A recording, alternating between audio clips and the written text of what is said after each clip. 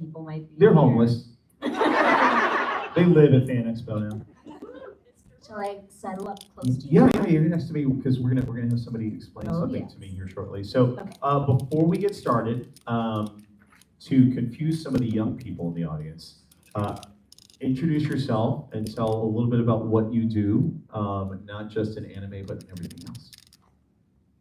How long do we have, Tom?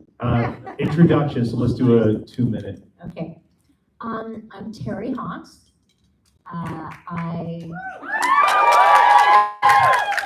Oh, this is such a friendly room. Thank you.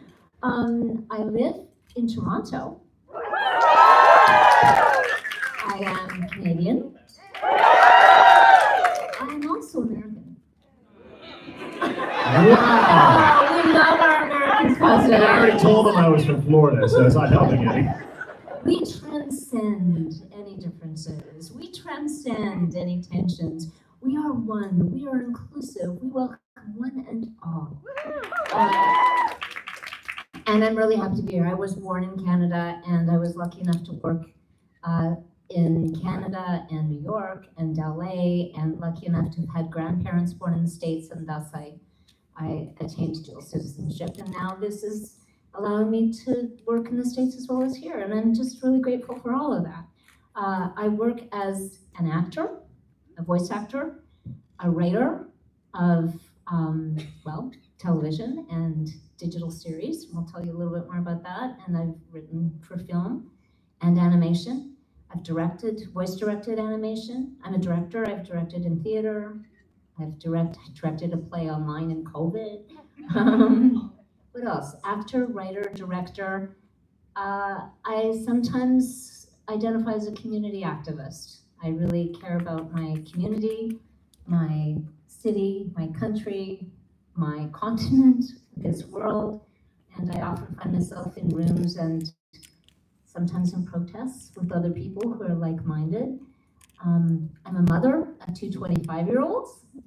And, you said that out loud, and that made me remember it anyway. Yeah. That makes me old. Maybe we'll have to maybe tell that story if we have time. And I like to consider myself a good friend, and have a couple of friends here with me, Shannon and Stephanie. And I have a little dog who's not doing very well today. And no, he's generally fine, but he did get me up for 3 middle-of-the-night walks last night, so I'm a little bit tired. So if I start to kind of babble and make no sense, you'll pull me back on track. Terry spotted me in the hallway when she got into the building, and I'm like, "Oh, where are you going now?" Coffee. But actually, talking to many of you, I'm seeing some faces of people I talked to earlier today, and there's just something about connecting with people who share similar interests and find meaning in similar shows and messages that is quite buoying and energizing. So I feel pretty good right now, actually. Thanks. So before we start doing a Q&A though, so you and I were talking about when you work on projects and you find kind of similarities and themes, and I know everybody's here to talk about Sailor Moon, but you said you're working on another project and you had a friend that wanted to explain some of that to us. Yeah, she's more than a friend. She's a talented showrunner, creator. So I'm going to invite her up here, and then we'll tell you a little bit about, well, she's here. Thank you for this. This is Shannon Fuster.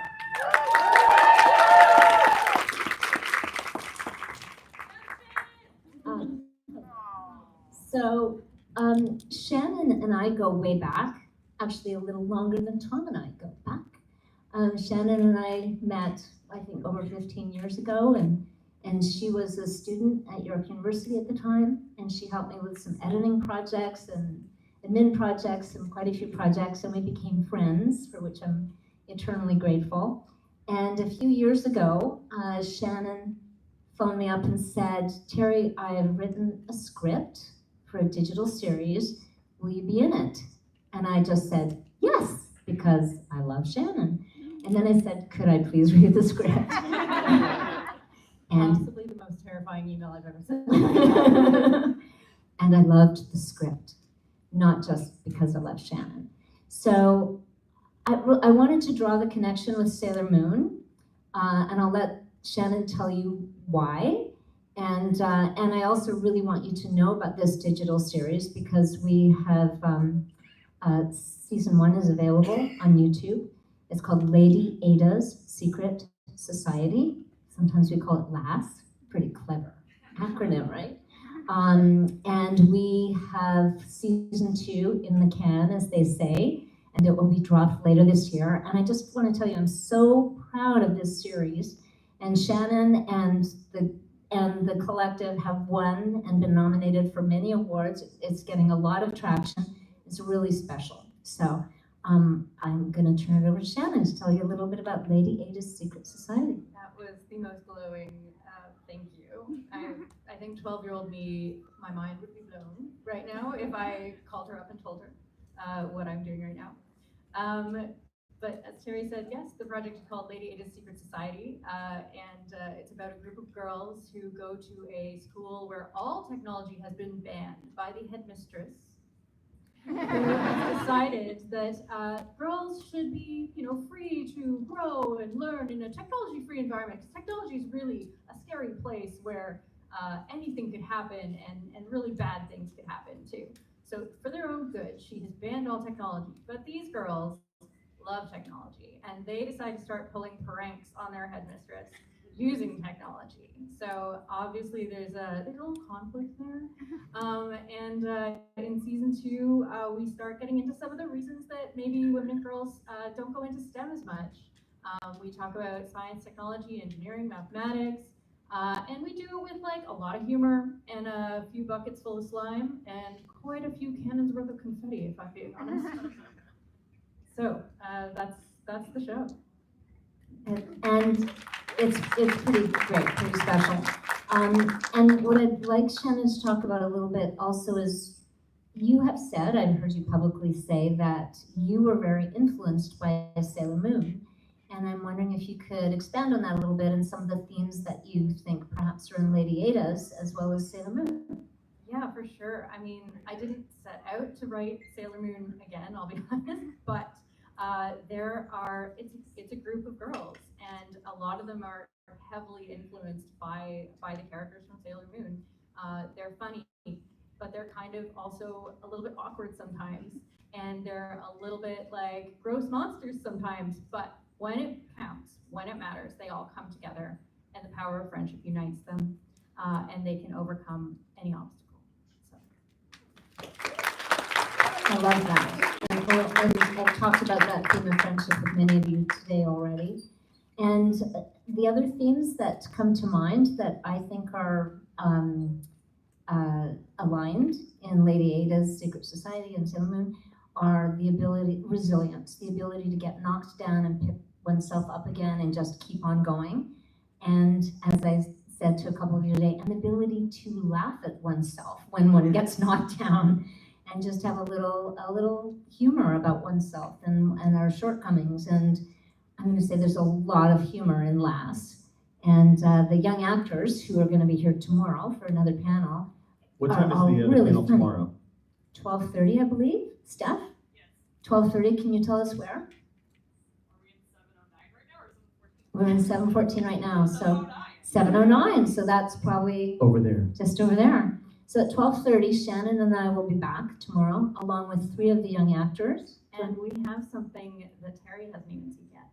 We have the trailer for season 2. Oh, So it's going to be an exclusive.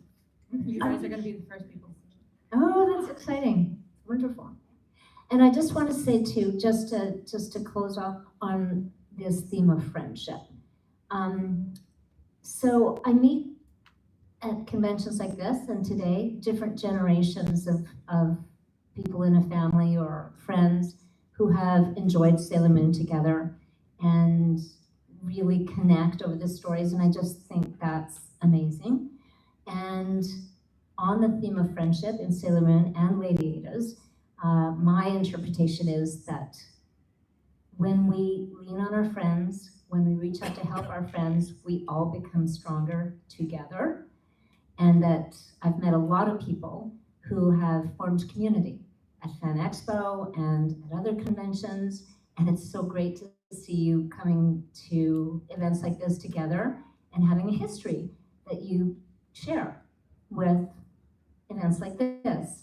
And I want to say that I'm really grateful to be friends with Shannon. And this grew out of friendship and community.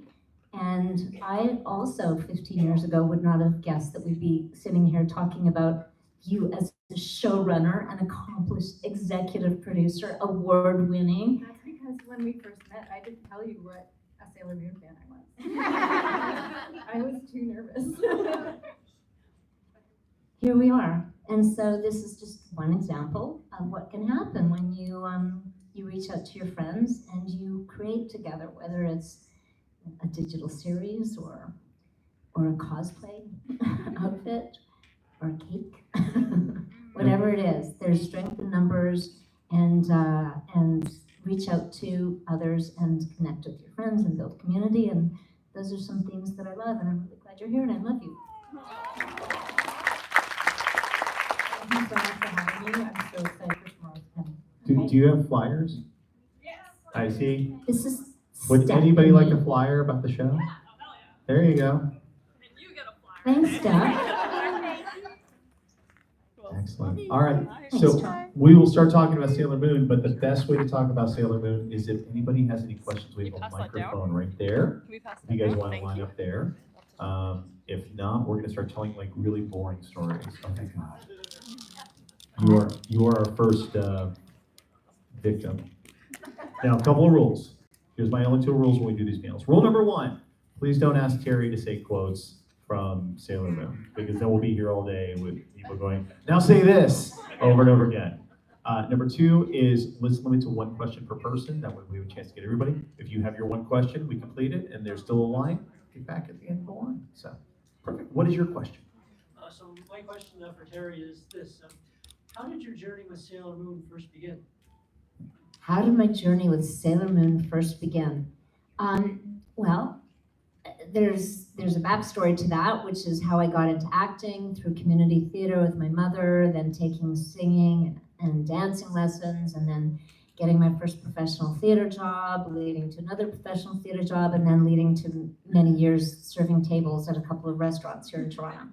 And then finally picking up the phone and calling CBC because I wanted to be in radio drama, which is not a thing now, but I guess the closest thing is like a play and a podcast that you hear. And that led me to, somewhere along the line, that led me to an agent. And the agent led me to my first animation audition, which was, I think, Strawberry Shortcake a long time ago. And one thing led to another. And then Sailor Moon was, at the time, just one audition of many. I've told this story elsewhere. I don't want to spend the whole time telling the story, but basically I got a call from my agent, Elaine Hammett, saying, Terri, there's this new show called Sailor Moon. They want you to audition.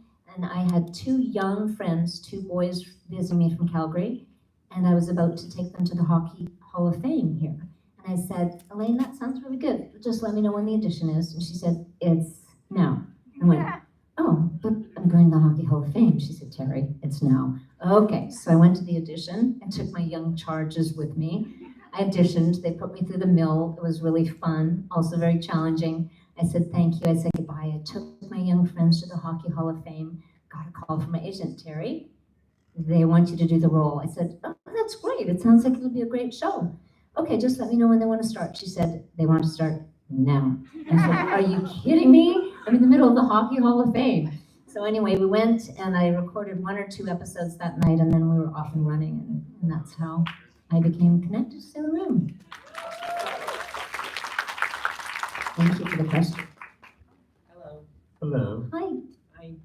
My question was after you got the job and you guys were in like the translation period, how much improv happened, and is there any like favorite moments that you sort of created that wasn't really in the Japanese version? It's a good question. So many of you may know that there's a big difference between original animation and anime or animation that is dubbed. So with original animation, the actors are in a sound studio, we read from a script, and then the animators draw the characters to match our voices. So like a vowel sound, the mouth would be open, a consonant, the mouth would be closed. And actors generally really love original animation because they can improvise. They can kind of do all kinds of wild and wacky things, and a lot of it makes its way into the show. So there's some latitude there. Dubbing is a different story. So if you just think of the steps, it starts in Japanese, and then they have to have a translator, and then they're also editing and shortening, and then they have to pick a certain number of words that fit in the certain length of the scene, and then they have to somehow do their best guess to, if this Sailor Moon character, who was originally recorded in Japanese, opens her mouth here, well, maybe we should give the English Sailor Moon character a vowel here. And they do that, and then they created at the time something called a rhythmoband, which is just a rolling, non-stop kind of cycle of words while you're watching the image, and you're expected to synchronize everything, to just time it perfectly. And it was a very new concept test. It was my first anime, it was my first, I'd done some dubbing for films and so on, but it was the first role that I had like this, where we were doing that. So it's a long response to your question, which is there was very little room for improvisation. So if we just got through the line or the scene, we felt like we had a major success if it looked like the character and the voice were synchronized. So there wasn't a lot of improvisation. There was, to answer the second part of your question, a memorable moment, just very briefly, there was one day when Sailor Moon had just about every line in the show. I can't remember which episode it was, I wish I could. And normally we stop, start, and fix things and try things again.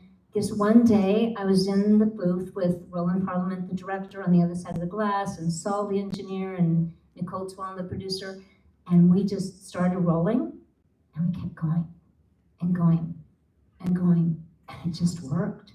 And we recorded a whole episode without stopping. And then Saul stopped the tape, and we all looked at each other and went, oh my God, that was amazing. And it was kind of like, I don't know, like creating a musical piece from scratch, and it just all worked. It was very gratifying and very memorable, and yeah, I wish I could tell you what episode it was, but the feeling was euphoric. Thanks for asking. Oh, thank you for You ever notice that's why Usagi is 3 syllables, and what's Usagi's name in English dub? Bunny. Oh, sorry. Serena. So she has to lip match 3 syllables on Usagi, Serena. Yeah. Good point, Tom. Oh, I have to learn so much about this. Yes, you're. Hello, Terry. Hi there. I don't actually have a question. I just want to say this year marks the 30th anniversary of the deep dub, the dub I think many of us grew up with. You and Veronica Taylor were my 2 definitive voices growing up, so thank you for being such an incredible role model after all these years, for continuing to inspire so many people, and Sailor Moon rocks, so thank you. Thank you, that's very kind. And I really appreciate you giving a shout out to Veronica Taylor. I'm very fortunate. I've been touring to some conventions this year, and I've become a friend with Veronica, and she's a stellar human being, in addition to being very She's a talented. wonderful person. Yeah, she sure is. Thank you.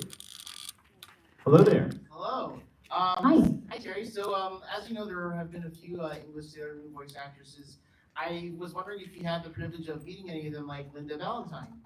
I have met Linda maybe a couple of times, and I think we were at one convention together many years ago, and it hasn't happened since, but hopefully it will again sometime. And she had a tough job. I think stepping into a role that somebody else has embraced for a while is a very hard gig. So I really appreciate that she poured her heart and soul into it and did a really good job. And Tracy Moore, that's a whole other story. But Tracy and I, this is a little tidbit, Tracy and I were in musical theater together as teenagers in Calgary, Alberta, Canada. Yeah. And yes, Tracy left after a few episodes, creative differences with the producer, but she and I have crossed paths in other ways too. So Care Bears that I did a long time ago, I then moved to New York City, and Tracy came in and filled in a couple of the roles that I had done.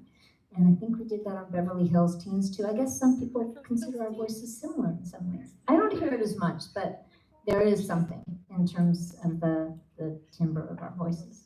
Yeah, so Tracy and I go ways back, a ways back. Wow. Thank you. I've met Linda and Tracy, so thank you for completing my trilogy of Sailor Moons. I've met. My pleasure. Thank you. Hello, Terri. Hello. As many of us 90Bs know, when Sailor Moon first aired in North America, it did struggle a bit. Was there a moment when you really realized this was more than just another job that you had done, that it had touched so many people around the world? There was a moment when I realized it was touching a lot of Canadian folks. And I can tell you exactly when that moment was. So my mother, Joanne Hawkes, who got me into community theater, loved dressing up for Halloween. And her favorite costume was putting on an old flannel nightgown and a little cap and cold cream all over her face. And the kids would knock, and she'd open the door and she'd go, "What do you want?" And they were like, "Oh!" So she scared them. And then to go trick or treat. So she had fun with the kids. So she would often phone me at the end of the night and tell me what was going on. So this one Halloween, she phoned me and she said, "Honey, I'm having a really interesting night." I said, "What's going on, Mom?" She said, "Well, there are all these Sailor Moons at the door." I said, "You're kidding." She said, "No, little Sailor Scouts and Sailor Moons." I said, "What do you say to them?" She said, "Oh, I just tell them I'm Sailor Moon's mom." So she scared them in another way. It was a little off her rocker, but it was news to me. All of a sudden I realized there was something in the zeitgeist, something in the air, so it had touched people. Yeah, and can I tell a Tom Cruise story a little bit? Do you want me to tell from my side and then you can pick it up from your side? Sure. It was a little while later before I realized that there were some Sailor Moon appreciators in the States. Go ahead, Tom. So those of you, before Terri came in, I told you guys, 2001, I met a very pretty girl that liked Sailor Moon, so I decided I like Sailor Moon too. The punchline to that is, it's my wife now, and we've been together for 25 years. But we were dating together at Universal. Thank you. We were dating together. We met each other at Universal Studios. I used to manage there. And I got into the hobby of working anime conventions and then started one in Orlando, Florida. And we decided to be an extreme anime convention by only doing anime guests and anime things and trying to be different. So 2012? 12. Yeah, 2012. We launched the show in 2011, and FAE was called Florida Anime Experience. Bullet point note, it no longer exists because Fanexpo bought it. So, yes. Yay, good on. Yeah, so we were trying to think, we were looking across North America going, who are guests that haven't appeared at anime conventions? And my wife is going, we should get the voice of Sailor Moon. I'm like, well, that's really not easy. Otherwise, she would be at every convention. So I came up with a plan, and I went on IMDb Pro, and I looked up Terri's information and found her agents. And I wrote just a short, like 2-sentence line, called everybody and said, listen, all I'm asking is if you could please get this message to Terri Hawkes. That's it. And they're like, okay, we'll see what we do, thank you, and expect not to hear anything. So now you tell your half of the story. Well, what I remember, I can't remember, maybe this was in written form, but this is my revisionist memory, but I think the points are pretty much the same. And what I remember is you saying something like, I know that you don't really do these conventions, which was true. He said, but I just want to tell you something. He said, this convention that I'm producing is just down the street from Universal Studios. And at Universal Studios, you may or may not know, they have just opened Harry Potter World. And it is my understanding that you have 2 12-year-olds. And I was thinking that maybe you might want to come to our convention and go to Harry Potter World. And by the way, we'll give you a family suite. We'll get you tickets. And I'm like, okay, sold. He said, hi, my name is Tom Kroom. I own an anime convention in Orlando, Florida that takes place 1.2 miles from the Wizarding World of Harry Potter.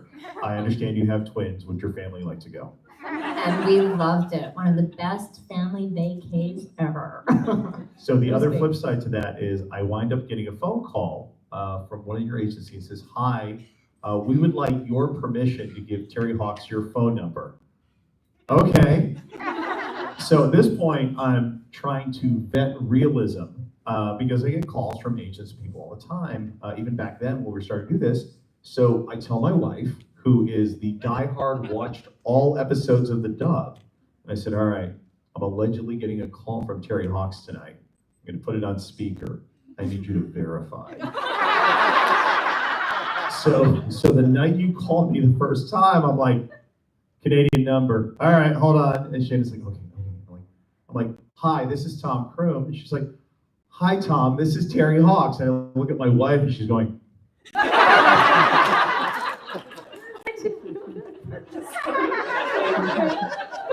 so I'm like, "How are you?"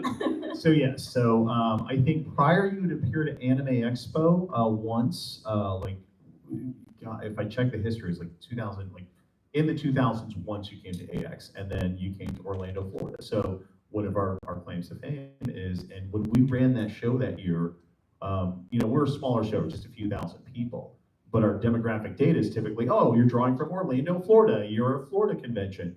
And we had people travel from states all around because it was the rare opportunity. And I remember, like, you guys are used to the format now where it's, hey, there's the booth, and you go signing. Back then, it wasn't that way. It was, hey, we have a scheduled signing. And people came in and they did the scheduled signing with you. And we felt horrible as con runners because we're like, oh my God, everybody's not going to be there. So we went back and we're like, "Terri, we know we're asking a lot, but there's a lot of people out there. Would you mind?" "Oh, I'll do another one." And so we'll do another signing, and then just line out the door. And you were so gracious, and you took the time, and we were there later into the evening to say hi to every single fan in Central Florida. And that is the legendary story of how Terri Hawkes came to the Wizarding World of Harry Potter. And I still have the jelly beans. Okay. I can't eat those. You're up. Hi, so I was wondering if you could talk a little bit about your origin of sort of developing the voice for the character. You know, the way that you seemed to describe it was that it was last minute, you went in and then immediately you were given it. What was, I suppose, going through your head when you're thinking, what do I got to do? What's this all about? How do I make something that we all know now as iconic? Wow, what a good question. I could take a lot of time to answer that because I really love the craft of acting and I really treat it seriously. In general, I would say I usually ask a lot of questions, probably too many for some people's taste. But in any script, whether it's a voiceover script, whether it's a commercial, which I don't really do anymore, but same premise, commercial, animation, theater, film, television. To me, there's a process to look at the character. I studied 2 forms of acting, Uta Hagen, respect for acting, if any of you are actors, and then the Meisner technique. So Uta Hagen would teach you to look at the character, ask yourself, what does the character want? And what is getting in the way of you and what the character wants? What are the obstacles? And then how does the character get that? So that, for me, that's a really good framework when I'm looking at a script and I break it down. And then the Meisner technique is a little more sort of emotionally based. I'm really simplifying it, so don't anybody take me in this very quick response, but it's about really staying in the moment and being true to the emotional life of what's going on with the character and the relationships that the character has. So those are the 2 guiding principles I generally use when I'm looking at a script and figuring out, what direction the character's going. So I don't remember exactly what I was thinking about Sailor Moon that night, but for sure, she is a character with very clear objectives, and she knows how to get what she wants. She's not always successful, but there are many ways she gets it. She's powerful, she's pouty, she's maybe a little manipulative. There are lots of things she does, and it's one of the reasons I love the character of Sailor Moon because she's so multidimensional. She takes us on so many emotional journeys, and she's strong, but sometimes her strength comes through vulnerability. And so there are all those nuances. So I would say that's how I would have approached the character, not just for the audition, but also during our recording sessions. Yeah. Thank you. Thanks for the question. Hello. This sort of overlaps with an earlier question improvisation, and you just spoke to emotion and all that. The character obviously has this huge range of being serious and sad and like hysteric, and I was wondering if you had a favorite aspect of her life. Favorite aspect. Well, what I would say is this. My goal as an actor is to behave truthfully under imaginary circumstances.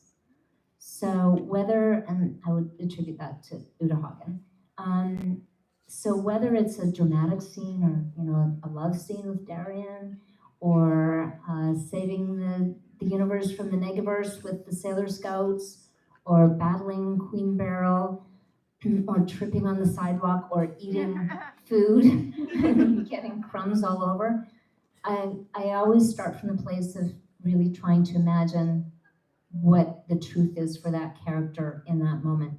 So to answer your question, my favorite moments were ones, and still are ones, where at the end of recording or shooting, in the case of Lady Ada's Secret Society, my favorite moments are the ones where I feel that I've achieved that goal, where I have behaved truthfully in the imaginary circumstances that the writer and the director and the props person have created for me. So those are my favorite moments, and they feel really good when you can make it work. Thanks for the question. Good question. I was wondering if there was any big differences between recording Sailor Moon or Princess Cece, because in a way they're both heroines, but like one's magical, one's not magical, and in a way Cece is a real person, like so it comes with its own like trials and risks. Thank you. Yes, I love. You commented earlier that you're familiar with the show, and not that many people are. Princess Cece is about Princess Elizabeth from, I guess, the Hungary blank dynasty. I was just reading about this recently. There are a couple of miniseries about her that are live action miniseries. So a real person, and she married Prince Franz, and she became a beloved leader. It's interesting you should ask that, because this past couple of weeks I've been putting together different clips from different shows that I've done, trying to update what we call a reel, an anime reel. And so I've seen Princess Cece and Sailor Moon, and I surprised myself as to how similar they sort of sound. And I think the reason is they're both heroines. They're both really strong. They both are unafraid to fight for the underdog and to protect people and to fight for justice.